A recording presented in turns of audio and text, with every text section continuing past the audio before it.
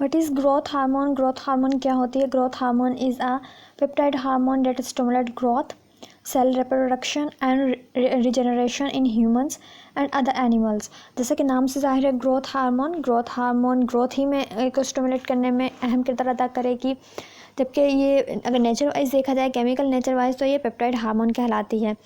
Stimulate करती है growth को, सेल की रिप्रोडक्शन को, मीन सेल्स की नंबर ऑफ सेल्स इंक्रीज़ करने में अहम किरदार अदा कर रही होती है। Regeneration in human and animals में अहम किरदार अदा करती है।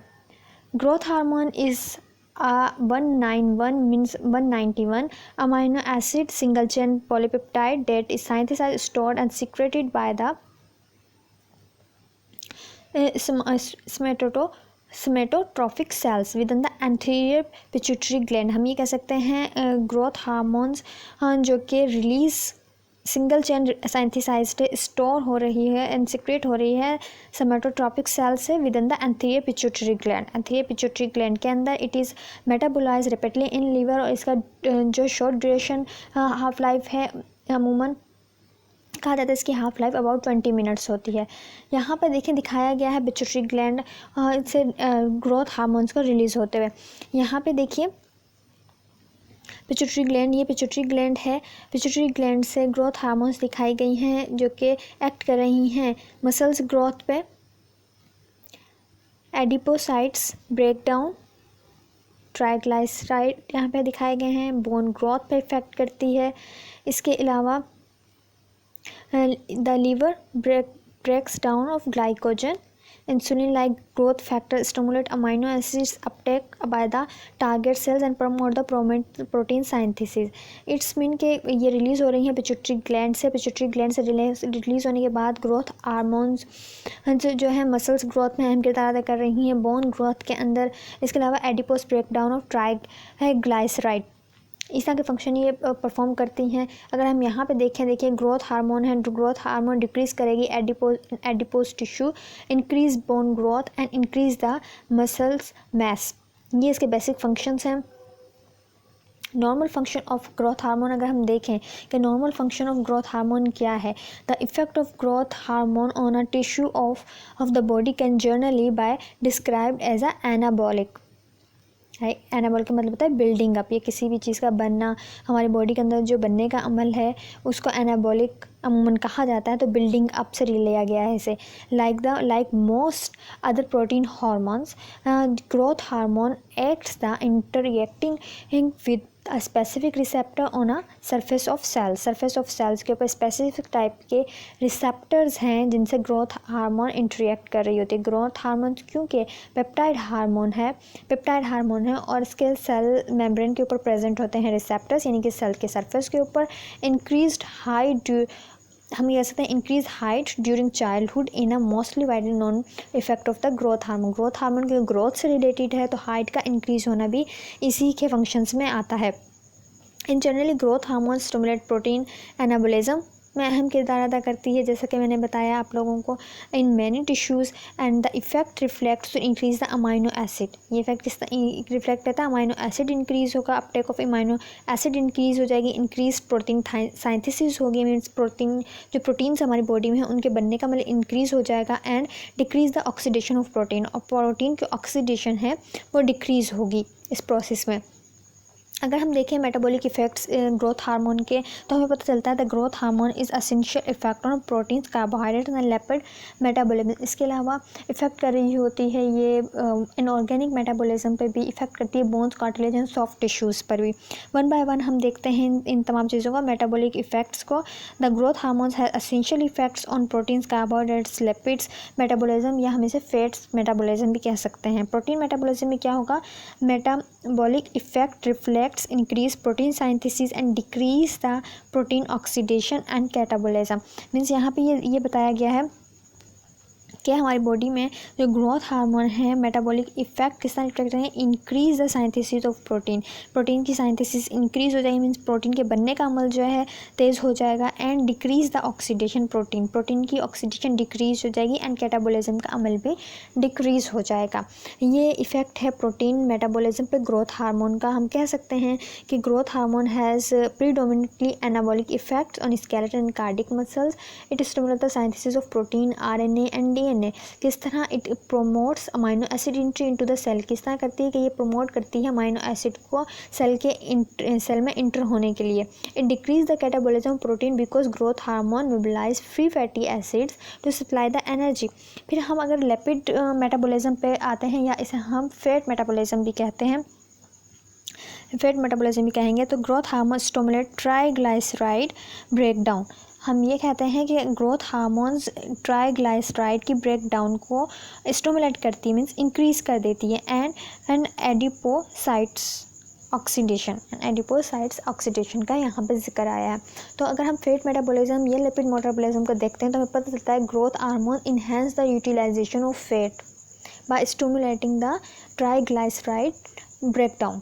ट्राइग्लिसराइड के जो टूटने का अमल है, ब्रेकडाउन का अमल है, वो तेज़ हो जाएगा, जिसकी वजह से क्या होगा, फैट का इस्तेमाल इन्हेंस होगा, ज़्यादा हो जाएगा, and oxidation in adipose tissue. ठीक है, फिर इसके बाद हम अगर कार्बोहाइड्रेट्स की मेटाबॉलिज्म की तरफ आएंगे, कार्बोहाइड्रेट्स में क्या होता है, यहाँ पर दिखाया गया कार्बोहाइड्रेट्स की मेटाबॉलिज्म।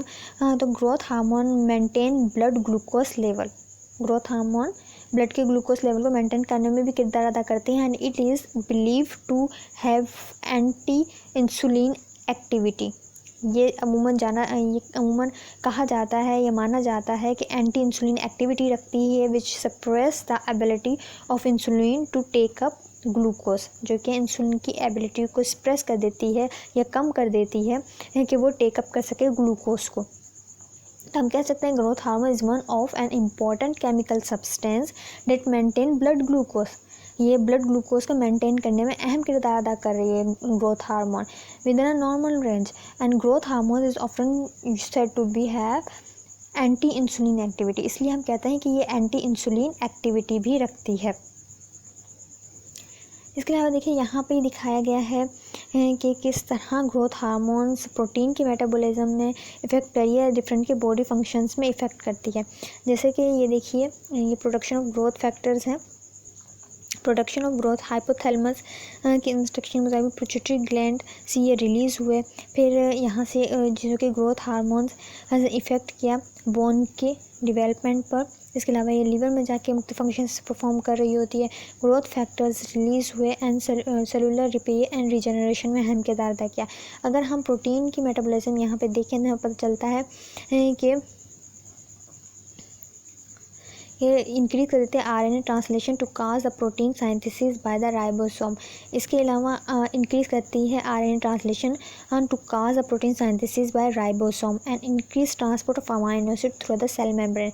इसलिए हम कहते हैं ट्रांसपोर्ट ऑफ जो है इंट्री अमाइनो एसिड की इंट्री ये प्रमोट करती है, जिसकी वजह से क्या होगा, हम ये कह सकते हैं कि RNA translation causes to protein synthesis by ribosomes and increase कर देगी transport of amino acid through the cell membrane.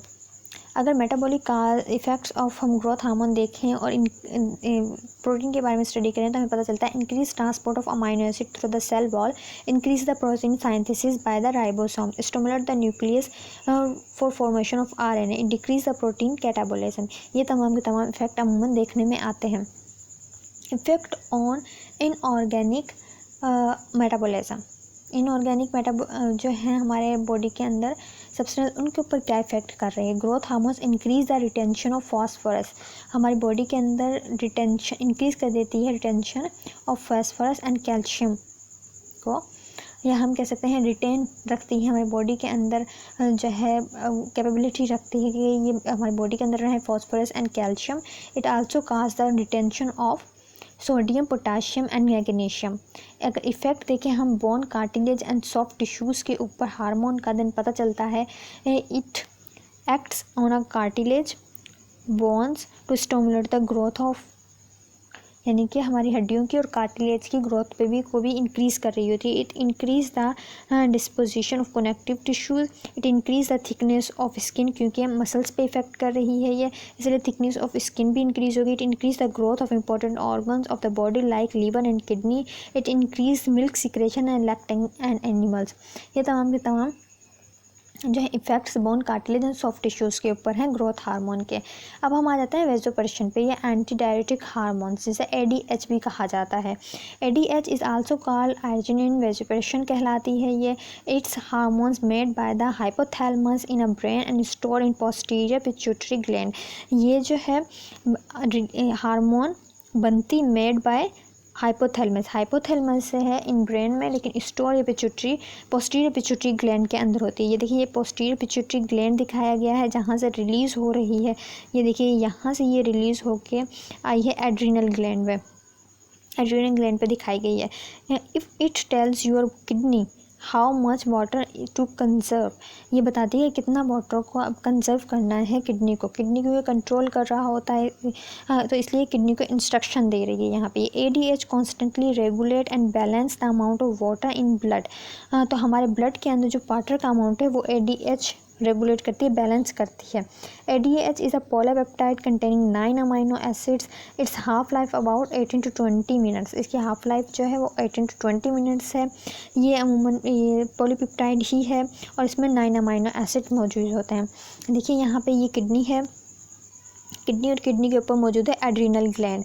Pituitary gland से, जैसे कि यहाँ पे दिखाया गया है, पोस्टीरियर पिट्यूटरी ग्लैंड वाले पोर्शन से ADH रिलीज़ होती है और एड्रीनल ग्लैंड की तरफ आती है ADH, जहाँ पर ये मुख्तलिफ़ किस्म का जो है वर्क परफॉर्म करती है, रेगुलेट करती है हमारी बॉडी के अंदर वाटर कंटेंट को बैलेंस रखती है। इसके अलावा भी इसके बहुत से फंक्शन जो हम आप आगे स्टडी करेंगे। Vasopressin is responsible for regulating the body retention of water by acting to increase the water absorption in a collecting ducts of the kidney nephron. क्या काम है वेसोप्रेशन का? ये रेगुलेट कर रही होती है बॉडी के अंदर वाटर बैलेंस को। किस तरह इंक्रीज करती है ये वाटर को, एब्जॉर्प्शन को, इन अ कलेक्टिंग डक्ट हमने किडनी के स्ट्रक्चर जब हम पढ़ रहे थे, नेफ्रॉन का स्ट्रक्चर जब हम पढ़ रहे थे तो हमने स्टडी किया था, तो उसी का एक हिस्सा है कलेक्टिंग डक्ट में ये वाटर के एब्जॉर्प्शन को इंक्रीज़ कर देगी, मीन्स बढ़ा देगी, वाटर के एब्जॉर्प्शन की कैपेबिलिटी को ये बढ़ा देती है।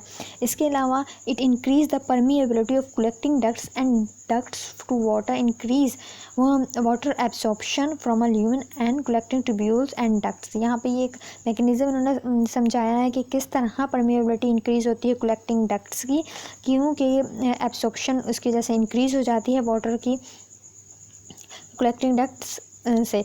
अब यहाँ पे देखिए फ्लो चार्ट दिखाया गया है। एक फ्लो चार्ट में दिखाया गया है कि हाइपोथैलेमस से प्रोड्यूस हुई है ये हार्मोन, हाइपोथैलेमस से प्रोड्यूस कौन सी हार्मोन हुई है?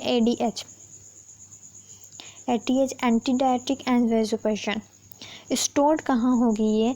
स्टोर होगी ये posterior lobe of the pituitary gland में। ये posterior lobe of the pituitary gland है। एक्सक्रीट जब ये होगी तो ये सर्कुलेट करेगी ब्लड के अंदर, ब्लड में सर्कुलेट करती हुई ये इफ़ेक्ट करेगी कहाँ पर भला? किडनी में मौजूद कलेक्टिंग डक्ट्स पर, कि वाटर को रीएब्जॉर्ब किया जाए from the distant collecting tubules. Then urine concentrate हो जाएगा, क्योंकि पानी आधे से जितना भी अमाउंट है पानी की, जितनी ज़रूरत है उतनी वो रीएब्जॉर्ब हो जाएगी, वापस बॉडी की तरफ चली जाएगी। तो जो बाहर एक्सक्रीट आउट हो रहा है जो यूरिन, वो कंसनट्रेटेड हो जाएगा। ADH can also rise the blood pressure by bringing about construction of arterioles। इसका एक काम ये भी है कि ये arterioles को कंस्ट्रक्ट करती है, जिसकी वजह से ब्लड प्रेशर राइज हो जाता है। It cause the construction of smooth muscles in a body, जैसे कि GIT, बाइल डक्ट एंड न्यूट्रीरस के जो स्मूथ मसल्स हैं उनकी कंस्ट्रक्शन का बायस भी बनती है। यहाँ पे देखिए दिखाया गया है, ये देखिए osmo receptors detect the increase in osmotic pressure and baro receptors जो है ब्लड प्रेशर से रिलेट कर रहे हैं, जबकि हाइपोथैलेमस न्यूरॉन दिखाई गई हैं, पोस्टीरियर पिट्यूटरी ग्लैंड दिखाया गया है जहाँ पे ADH आके से रिलीज़ होगा। फिर ये ब्लड सर्कुलेटरी ब्लड वेसल्स के अंदर कंट्रक्शन वेजो कंस्ट्रक्शन का बायस बनेगा, जिसकी वजह से क्या होगा, increase the blood volume and increase the blood pressure. ठीक है, इसके बाद अगर ये इफ़ेक्ट कर रही है ADH किडनी पे जाकर, then increase the reabsorption of water, तो इंक्रीज़ हो जाएगी रीअब्जॉर्प्शन ऑफ वाटर, और रीअब्जॉर्प्शन ऑफ वाटर जब इंक्रीज़ होगा तो increase the blood volume, and हम कह सकते हैं इसकी वजह से इंक्रीज़ हो जाएगा blood volume and increase the blood pressure. Next hormone है हमारी ऑक्सीटोसिन। ऑक्सीटोसिन के बारे में जब हम स्टडी करते हैं तो अमूमन ये माना जाता है कि oxytocin is a traditionally thought of as a female hormone due to its role in milk ejection. अमूमन माना जाता है कि ये फीमेल हार्मोन है क्योंकि ये मिल्क इजेक्शन में अहम किरदार अदा कर रही होती है आफ्टर द बर्थ, जब जो चाइल्ड को फीड करवाया जाता है मिल्क, तो ये मिल्क इजेक्शन में अहम किरदार अदा करती है। However oxytocin is recognised as having role in male reproduction, लेकिन जो ऑक्सीटोसिन है जिसे OT से भी जाहिर किया जाता है, मेल रिप्रोडक्शन में भी किरदार अदा करती है। It is secreted in both male and female. ये सिर्फ फीमेल में ही मौजूद नहीं होती बल्कि ये मेल में भी होती है, मेल में भी सिक्रेट होती है। Oxytocin is best known for its role in sexual reproduction in a particular during after child birth. This is ये जो हार्मोन है अमूमन माना जाता है कि अहम किरदार अदा कर रही होती है रिप्रोडक्शन के अंदर, और इसके अलावा it is create in both male and female. Oxytocin is a best known for its role in sexual reproduction particular during the after the birth. This is a hormone of the posterior gland. अमूमन posterior gland की hormone है ये। It is a polypeptide containing 8 amino acid. इसके 8 amino acid होते हैं। इसकी shelf life या half life जो हम कह रहे हैं इसकी, the half life is about 6 minutes. इसकी हाफ लाइफ 6 मिनट है। हमने देखा था ग्रोथ हार्मोन में अमाइनो एसिड 191 थे। 191 ग्रोथ हार्मोन में हमने देखे थे अमाइनो एसिड की तादाद। इसी तरह जब हम लोगों ने ADH स्टडी किया था, ADH में 9 अमाइनो एसिड हमने देखा था, 9 अमाइनो एसिड रखते हैं ये। और ऑक्सीटोसिन में हमने पढ़ा कि 8 अमाइनो एसिड हैं इसके अंदर, और इसकी जो हाफ लाइफ है वो 6 मिनट है। अब देखिए यहाँ पे दिखाया गया सोर्स ऑफ ऑक्सीटोसिन। यहाँ पे सोर्स ऑफ ऑक्सीटोसिन के बारे में बताया गया है। Source manufactured by hypothalamus. ये बनती हाइपोथैलेमस में, लेकिन ये रिलीज एंड स्टोर जो है ये पोस्टीरियर पिट्यूटरी ग्लैंड में होगी। तो हम कह सकते हैं पॉजिटिव फीडबैक मैकेनिज्म में child birth, stretching of the uterus and cervix को रेगुलेट करने में मदद दे रही होती है। इसके अलावा सक्लिंग, मिल्क लेट डाउन और रिफ्लेक्स में भी मदद दे रही होती है, इसलिए कहते हैं मिल्क इजेक्शन में ही मदद देती है। जबकि टारगेटेड फंक्शन इसका uterus stimulate the contraction of uterine myometrium causing lowing of the fetus and labour. इसके अलावा breast stimulate the contraction of milk ducts and sinuses and releasing the milk में अहम किरदार अदा करती है। एक्शन इन फीमेल्स पर अगर इसको हम देखें तो पता चलता है in females oxytocin act on mammary glands, mammary glands पे ये किरदार अपना अमल कर रही होती है, and uterus. It causes ejection of milk from the memory gland. Oxytocin causes contraction of uterus and help in expulsion of fetus. It is released in large quantity just prior to delivery. Delivery के दौरान ये muscles construction को अमूमन control कर रही होती है, regulate कर रही होती है, जिसकी वजह से हम बहुत से ऐसे फिनोमिनाज जो कि डिलीवरी के दौरान ज़रूरी हैं उनको परफॉर्म करती है। इसके अलावा एक्शन इन मेल्स, अगर एक्शन इन मेल्स में हम देखें तो हम जैसा हमने कहा ये मेल्स में भी प्रेजेंट है, कहलाती है फीमेल हार्मोन है लेकिन मेल्स में भी अहम किरदार अदा कर रही होती है। In male the release of oxytocin increase during education के इंक्रीज़ कर रही होती है। It facilitate release of sperm into the urethra by causing the contraction of smooth muscles fibre and reproductive tract. तो इस तरह ये बोथ मेल एंड फीमेल दोनों में अहम किरदार अदा करती है ऑक्सीटोसिन हार्मोन। उम्मीद करती हूँ आप लोगों को आजकल ऐसे समझ में आया होगा।